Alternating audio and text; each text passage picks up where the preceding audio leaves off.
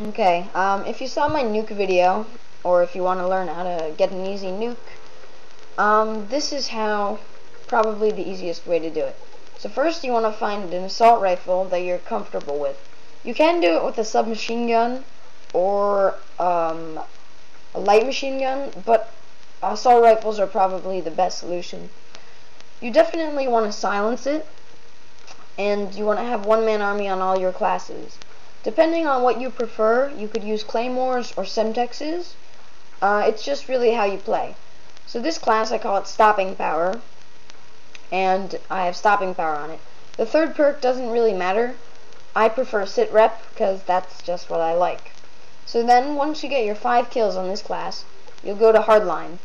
My hardline class is a heartbeat sensor to detect where they are, so I just can get that 1 kill pretty easily. And then while I'm waiting for my Harrier to get 4 kills for the chopper gunner, I can see where they're coming from.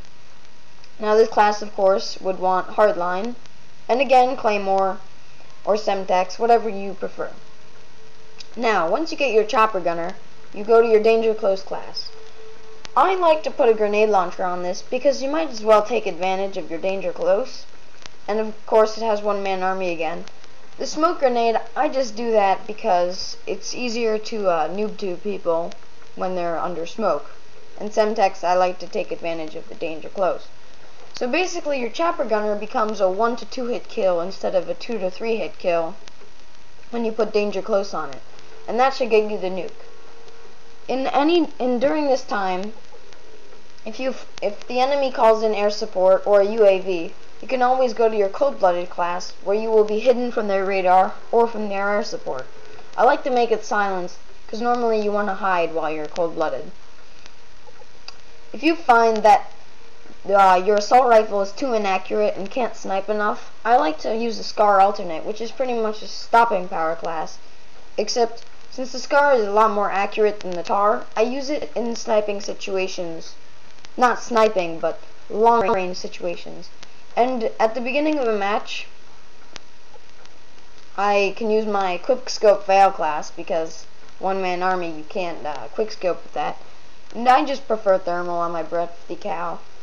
But I use this in maps like High Rise, where you can get those easy sniping kills in the beginning.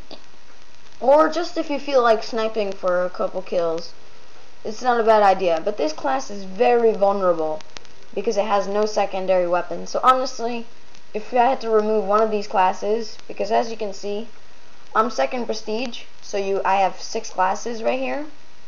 So this, if you only have 5 classes, this class is not very necessary, but it's just nice to have. And of course, if you have even more classes than me, you can add on SCAR alternates for cold-blooded or whatever you want, really. So hopefully I'll make it easier for you to get a nuke. And of course, for your kill streaks, you want a Harrier, chopper gunner, nuke. But some maps you would want an attack helicopter or an AC-130. Rust is probably the most exceptionate map. The attack helicopter on Rust is much better than the Harrier, because the Harrier, when you put it on top of the map, it can't see anybody, so it won't get many kills, while the attack helicopter will circle the map, shooting everyone since it's small. And the AC-130 is better than the chopper gunner in Rust, because the map is so small that you can pretty much kill everyone with one single, I think it's a 120mm cannon. And of course, if you want a nuke, you can always go for the nuke, because that's what you want. But don't be deceived by this, that you can only go for a nuke with these classes. I like to use these classes just because you can change so fast. If I'm playing domination, I can defend a point very far away with my sniper class, or I can noob tube an objective point if people are capturing it, or if we're defending it. And then, of course, if you want to keep your kill streak alive, you can always go cold-blooded. So that's the video on one-man army and how I like to use it. But of course you don't have to, and I just find that it's really easy to get nukes this way. So thanks for watching the video. And if you like the video, thumbs up or thumbs down if you don't like it. comment on what you want to see, and subscribe if you want to see more from me. It only takes a second, guys. Well, thanks for watching. Bye.